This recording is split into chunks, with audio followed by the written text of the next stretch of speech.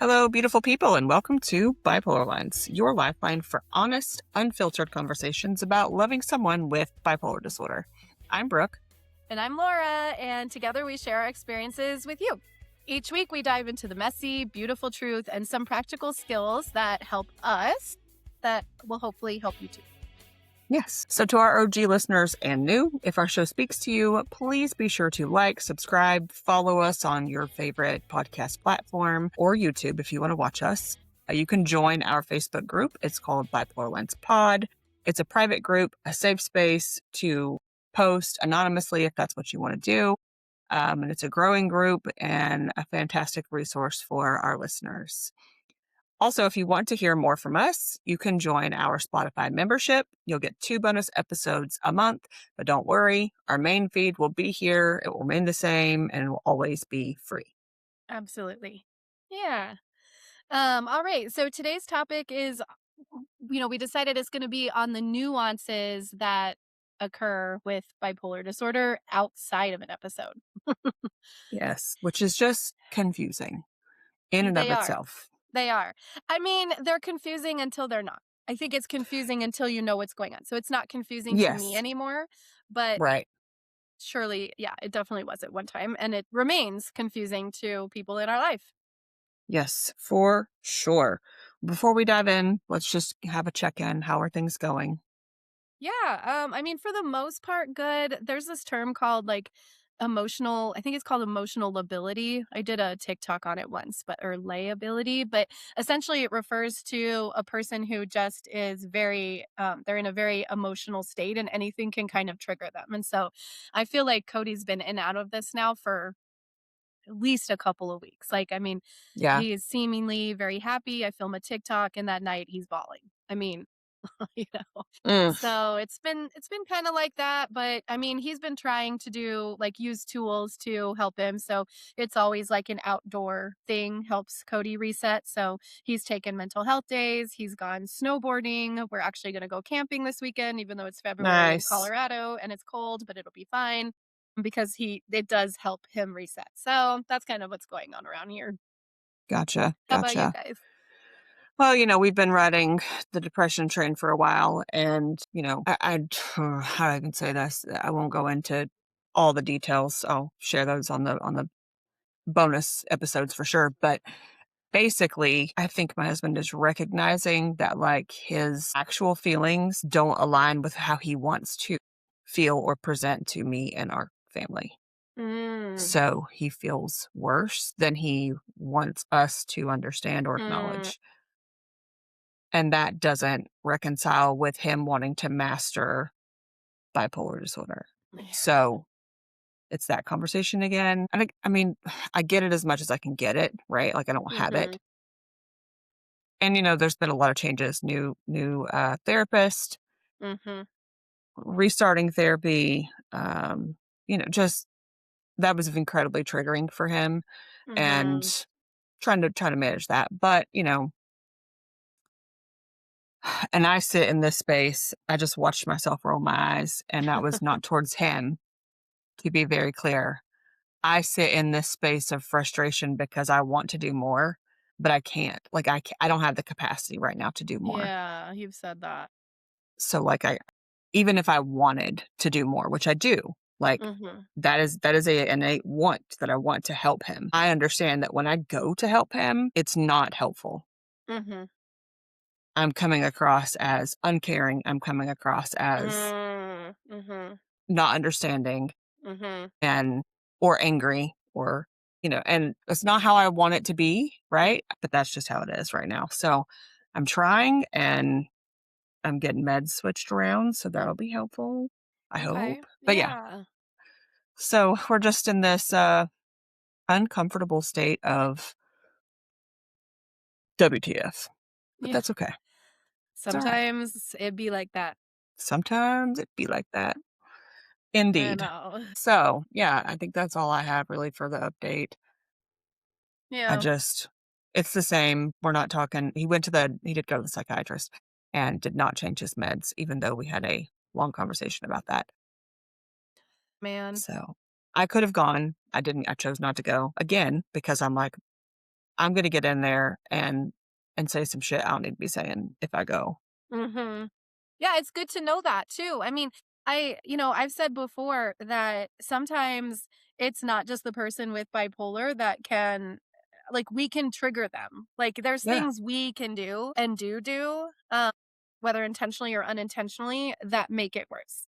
Mhm. And I've talked Mhm. about that many times. And so it's great that if you can recognize that you might be making the situation worse, that you know that your help right at that time is not going to be helpful, and that's where you're at. I mean, we're human Yeah, beings. We're not we robots. are. We are not. And I think that's what you just said makes so much sense to me because there are times when I hear myself talking and I'm like, who is this person?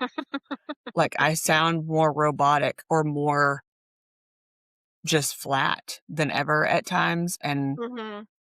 I've found myself disassociating more because I'm like emotionally flooded, but I don't feel overwhelmed emotionally. So it's just weird. That's the Yeah. best way I know how to put it. It's just weird. So I don't know. Here in the next couple months, if things don't level out the way I feel like they should, then I may be going down the antidepressant, anti-anxiety medication route just because I can't keep this going, Yeah. right? This Yeah. isn't fair to anybody.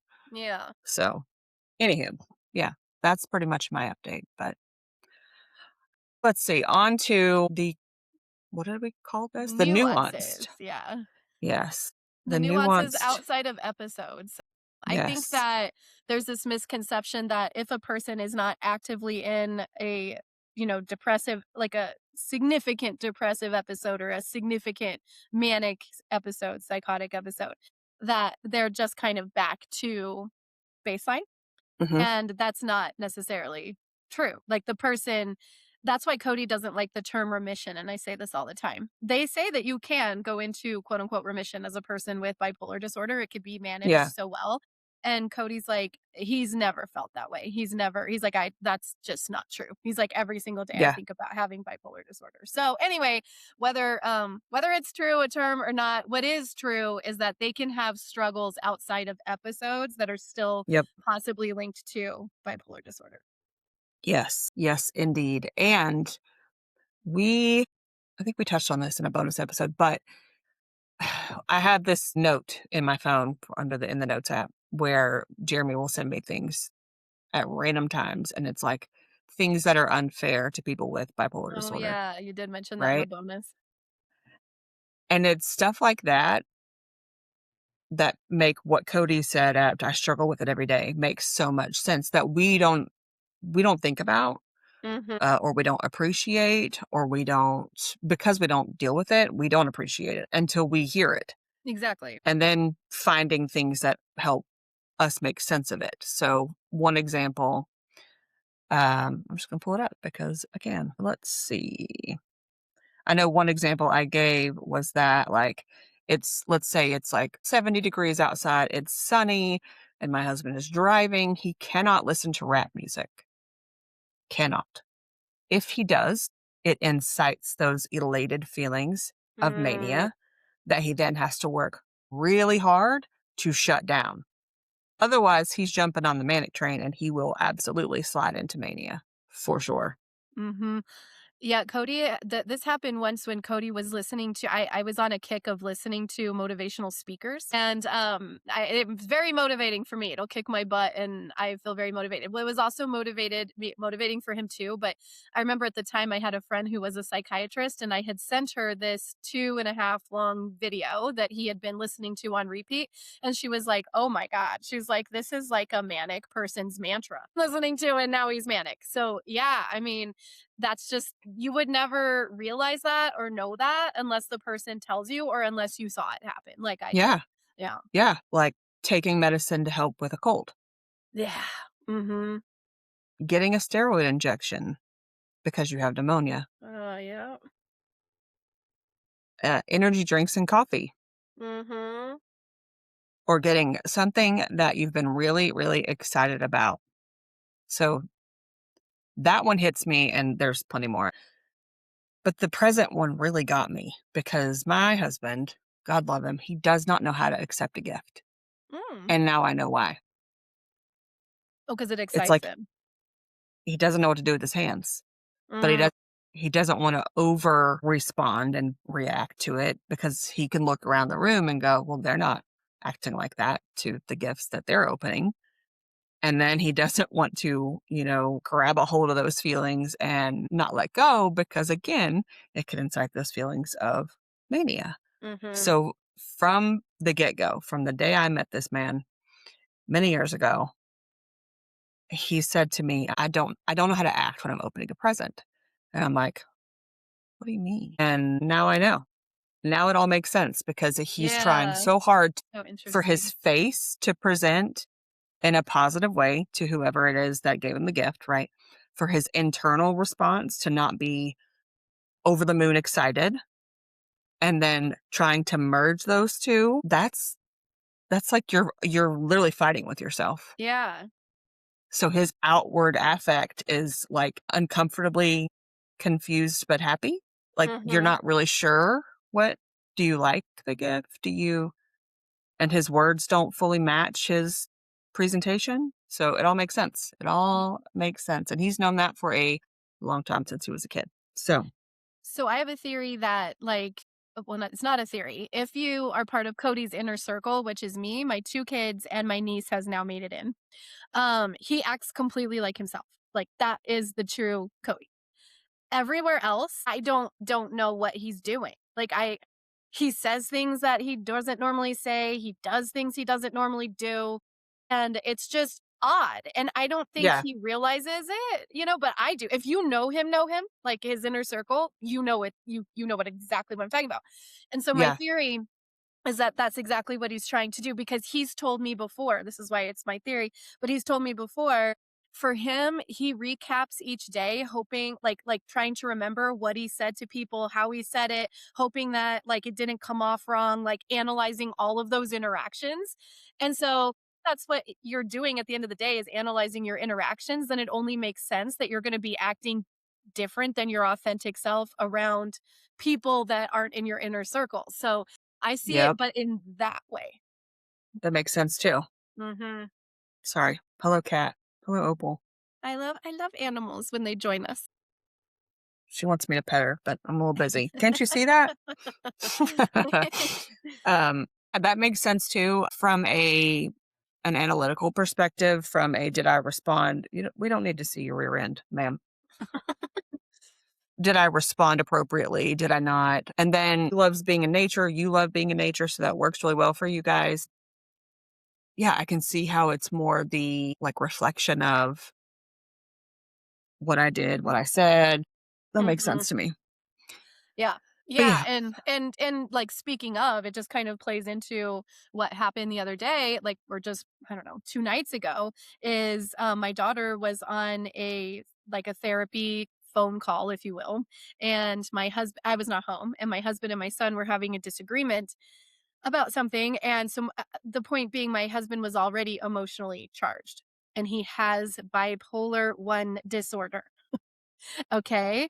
If you decide to tread toes into a situation where he is all emotional already emotionally charged, do not expect him to not lash out at you then as well. And so that's essentially what happened. And it's no one's fault, really. I mean, the therapist couldn't hear my daughter because the mic, I guess, is on the computer. So she was hearing everything that was being said between my husband and my son. And she was like, I can't hear you. But my daughter had headphones. So my daughter could still hear her. But she was like, it's just so loud. I cannot hear you. And so my daughter said, Miss so and so, dad, told you you need to be quiet because she can't hear.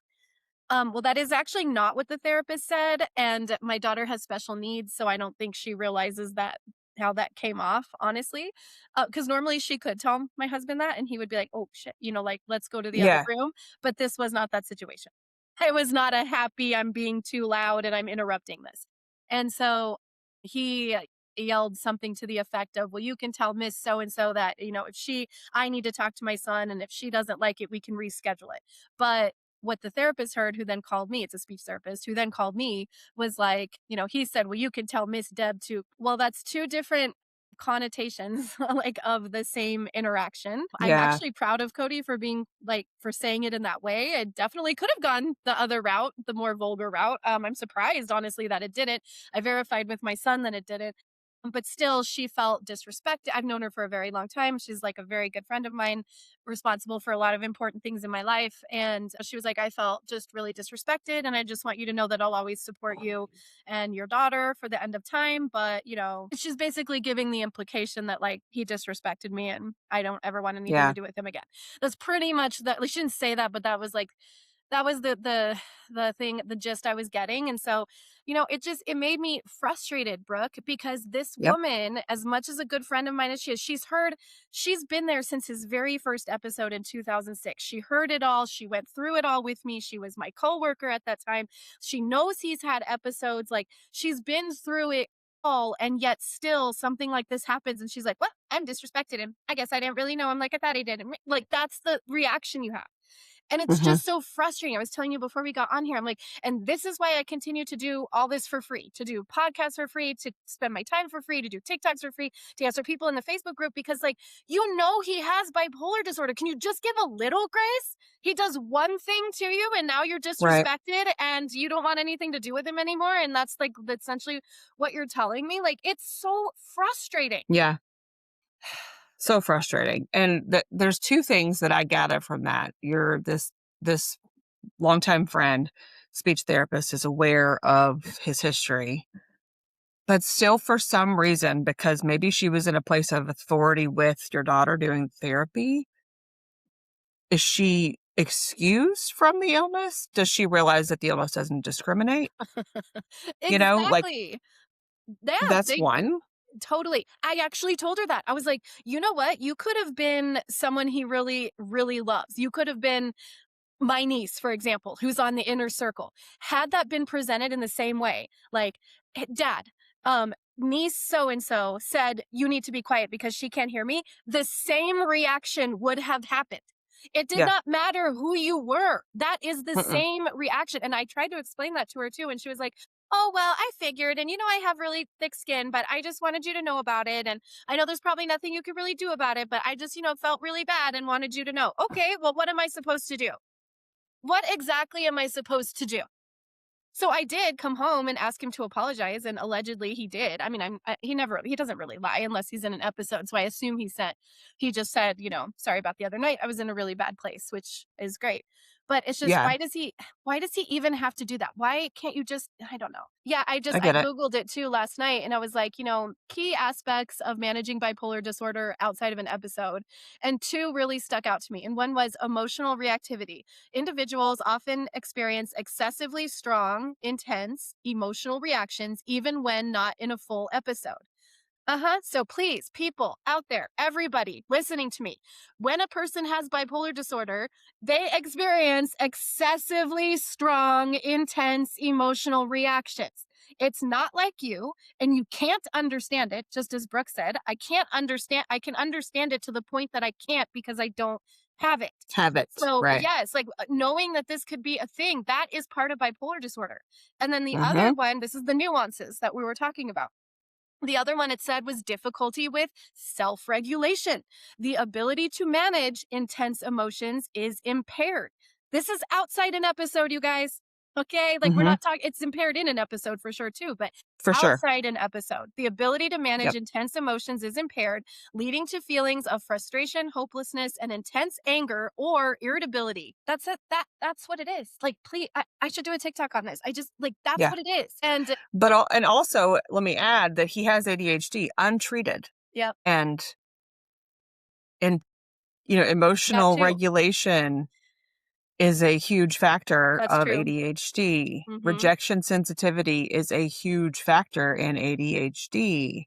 So not that bipolar disorder doesn't have a part, it does for sure, but there are Of also course. other things going on. More But nuances. yeah, more freaking Yeah. nuances. But it's one of those situations where if you think about this, and this is no shade to Cody, this is no shade to the situation, but if we put ourselves aside and we just look at what happened like it was a movie, and we are reacting to this movie. What we see is a special needs child is having therapy. She expresses that, the therapist cannot hear her in a way that was not aligned with what the therapist said. Fine. The adult in the room responded to her in a way that wasn't great, but it could have been so much worse given what we know. But really, if you look at it like that, wouldn't you stop and say, I wonder what made this adult respond in that way? Like something must be going Yes. on for him Yeah. to Yeah. respond that I way. love how you're looking at it from that perspective because I was just so angry and defensive in the moment that, yeah, that's exactly how it looks. I mean, and you're right. It's no shade to Cody, but that is how it looks. Yeah. And yeah, she did say that Ashlyn did seem upset. Well, yes, Ashlyn is upset when anybody has any, if I even look overly worried, she will start crying. That's just who she is. So yes, of course she was upset. Also, the argument between my son and my husband was unavoidable. They were having a Yeah. father-son parenting moment that needed to Right. happen. Right. Right. Hmm. So yeah, I know. Yeah, and like basically, but it's just so crazy that, that's that one incident after all of these interactions that he's had with her over the last, it's been what, over 20 years, 2004, Yeah. over 20 years. That one little thing, knowing he has a serious mental disorder, that one little thing is enough to be like, wow, yeah, I'm gonna support you and your daughter, but just so you know, like, okay, cool. Yeah. I mean, for you, that has to feel like a betrayal It because does, absolutely. why? Like, are we for real? Like, wait a minute. There's a lot that goes into that, but I would say that maybe in the moment she felt more than disrespected or less than disrespected, depending upon however you weight disrespect, but more of she didn't actually respond in the way that she wanted to respond, and the way that your daughter said what she said wasn't correct, didn't Mhm. help. That's not Ashlyn's fault. It's not Right. your daughter's. It, Right, it right, just right. was. Yep. Right. So then she couldn't wrap her hands around the situation and control Mhm. it. Yep. I think you So nailed it. instead, I'm just Yep. going to take some steps back. Yep, I think you nailed it. That's exactly what happened. And that, I get it. Give her, I think just give her a couple days to chill or whatever, but, or it's going to be another boundary for you, right? Like, okay, great. Keep working with my kid if that works for you guys. But like, this was not okay from your perspective. You've known me Mhm. way too long. You know the history. You understand. At least I thought you did. The illness. Exactly. Oh, Yeah. yeah. Yeah, and this has Hmm. happened more than once with people in my life. I mean, last year at a camping trip, Cody got in an argument with a family member and he called him an effing piece of shite, which is not nice. Shite. No. That is not nice. I understand that. And he did end up apologizing. And my other family member she was like, I can't ever imagine me saying that to somebody. And it's like, yeah, you know why? You know why you can't imagine it? Because you don't have bipolar disorder. My God, people. Like, how many times do I have to say it? How? And Yeah. this is why I think it's good for you and me to say it because unfortunately, there's so much stigma that even if a person who actually has bipolar disorder tries to explain it, it just looks like they're trying to make excuses for themselves. So it Hmm. has to be someone like us that understands it. No, I Yep. know you can't understand calling someone like that. Can you understand going psychotic and hearing voices? Can you understand Right. that? Oh, you can't? Right. Oh, because you don't have it. Like, oh Yeah. my God. Exactly. And to be clear, it's not that we're excusing it. We're not saying that's Mm-mm. okay. We're Mm-mm. not saying that calling somebody an F and piece of S is okay. That's not it. We're saying in heightened situations where emotional regulation is required, it may Exactly. not go the way you expect it to go, right? Exactly. But also, I want to point out that saying that and also not responding or maybe throwing something or leaving a trip early, those types of responses are on the same playing field, okay? Yeah. They're Yeah. immature responses.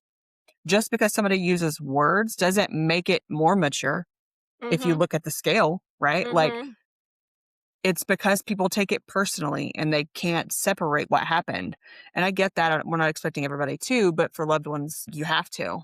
Yeah. And that also doesn't mean that when they're not in an episode and these things happen, as you've displayed, you have those conversations. You're like, Cody, like, we can't, I know, I understand it. I get it. I'm not mad at you, but like, you need to apologize Yeah, or you need to whatever. exactly. And he's okay with that. He gets it because I guarantee you in the moment, because he isn't able to regulate his emotions, because isn't able to rein in that anger, he knows exactly what he did wasn't right. So Exactly. he's going to be up for saying, yeah, I'm so sorry. I shouldn't have said that. Yes. My bad, you know? Yes.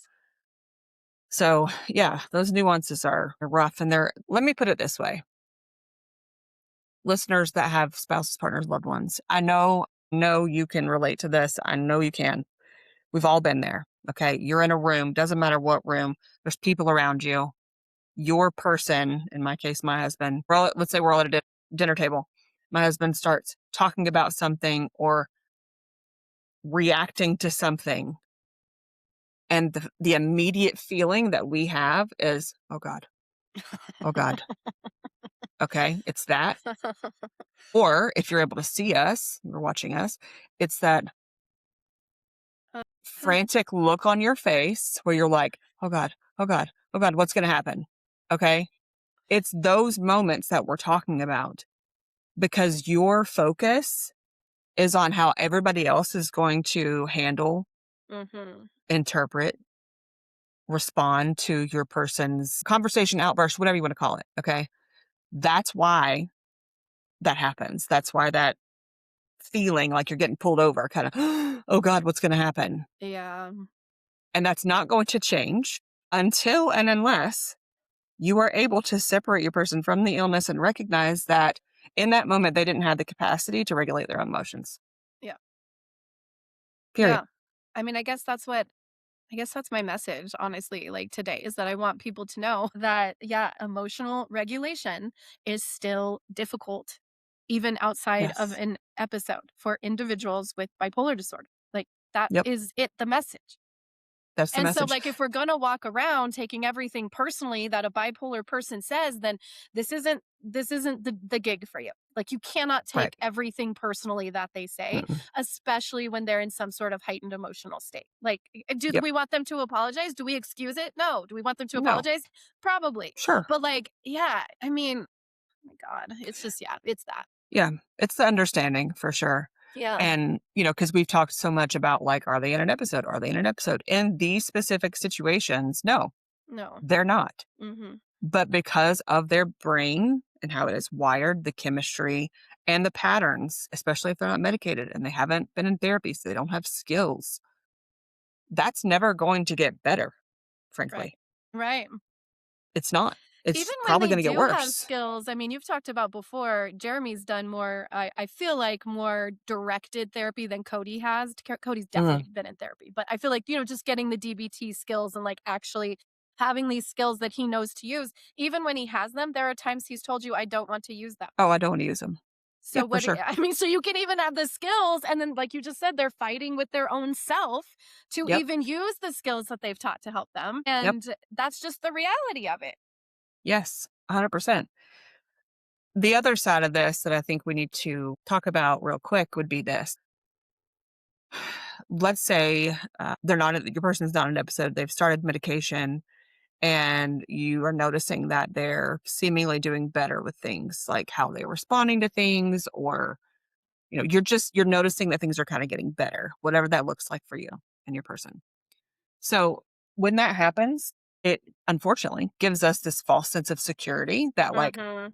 now I can talk to them about all these things that have been bothering me, or in the moment I can bring up this certain thing that's upsetting me or whatever. So you do. And then once you start communicating with him because you expect him to respond as though he or she is at baseline and they don't, you're confused and you're shocked Yeah. and you're hurt. Yeah, we see this a lot in our Facebook group. Yes. And I want to remind you that just because somebody is taking medication and they just started it, that doesn't solve all of the bipolar problems, if that Mhm. makes sense. No, totally. Medication is part of this conversation of management. It is not the end all be all. But I would encourage listeners to do something specific. as often as you can, when you're feeling some type of way, I want you to put yourself in their shoes or turn the situation around to where it's like, okay, how have I responded after I started a new medication? It's not a 1-for-1, but at least at that point, you're seeing like you can't expect 0 to 100 in a very short period of time. And you can't expect medication to be the end all be all for sure. So I would just encourage you to recognize that medication's great, starting the medication, perfect. But the person also has to adjust to that medication and not just letting the medication build up and, come to a therapeutic level, but also understand that like these medications are they're changing the way that your people are processing data chemically, Yeah. processing data. Mm-hmm. So that's hard. I can tell you from a hormone perspective, it's freaking hard. Yeah. So I can't expect my person to just be quote unquote normal or baseline just because I'm seeing signs that things are getting better. Keep Mm-hmm. seeing those signs that things are getting better. Use that to fuel those reassurances that you're working towards baseline. Just don't assume that everything is fine now. Yeah.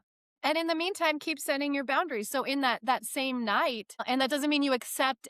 I think people a lot of times think that that means we're accepting any sort of abusive outburst or something like that. That is absolutely not the case. So just to continue, a continuance of that night before I actually knew what happened, I walked in the door after this whole incident happened, completely ignorant to anything that happened. And when the kids were gone at that point, just upstairs in their rooms. And when I talked to Cody about two unrelated topics, he was still in a very heightened, agitated state. And me, just knowing him for this long, knew that he was. And so Mm-hmm. we had topic one, he's in a heightened state. I changed the topic. We're in a heightened two. It didn't calm him down. He's still in a heightened state where he's kind of combative. And I said to him, you know what? You are in an agitated state and you are on the tipping point of going over, and I don't want to fight. And Yeah. that did piss him off. And he started fighting and hollering and blah, blah. And I left the room. That's the boundary. I said I was not talking to in this heightened state. He blew past the boundary, which happens frequently when you have bipolar disorder, which is why there's a consequence attached. And the consequence is, bye, I'm not talking to you tonight until Yep. you turn it around. And he did. He went for a drive, turned the ship around. We ended the night watching a show. It was There you so go. like, yeah, there's no excuse. So there's no, like, you don't have to take it, but just you have to understand that that's part of the illness, and then you're able Yep. to separate it. Like this, I don't know why he was I knew the next day why he was heightened. I didn't know why I came home to heightened, but I Yeah. still Yeah. Yeah. saw that he was. So, anyways, yeah, just being able to separate your person from the illness. I feel like we're a broken record at this point. I mean, even in our Facebook group, a person wrote quite a lengthy story, and your response was very well thought out to her. And you had said something like, "You need to separate your person from the illness," and then she was like, "Oh wow, I even know I'm supposed to do that, but it's really hard in the moment." And yes, I get it that it's really hard in the moment. That's why We're we not keep saying it's saying easy. it. Yeah, yeah, yeah. That's why we keep saying it.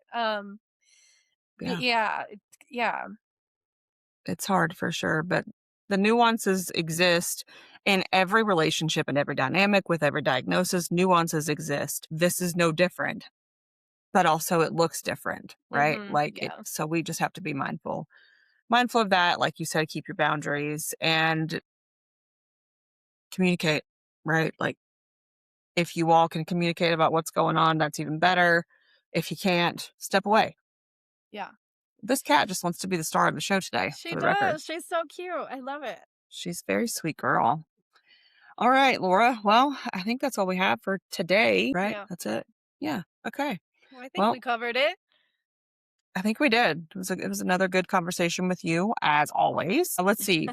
We drop episodes every other week on Wednesdays. You can listen on any podcast platform or watch us on the YouTube Bipolar Lines Pod if that's what you want to do. And you can see this beautiful cat, Opal, today, who wants to Aw. be involved on video. Um, yeah, what else? Facebook group, Bipolar Lines Pod. Yeah, and we also have an option now on Spotify. Like we dive deeper into our stories on our Line Holders Club. So that's a premium membership on Spotify. If you want to really hear even the Oh, the more details. through all the details, we spill the tea in there for sure. Yes, we do. We don't hold back. We don't hold Yeah. back. We're still our authentic selves here. We just give more information and context about situations. So yeah, it's I'm having a lot of fun recording those with you for sure. Yeah, me too. And then find me Yeah. on TikTok at the BP spouse or Brooke at break_the stigma. Yeah. And as always, thank you all so much for showing up for your person, for showing up for you, and we'll see you next time. See you next time.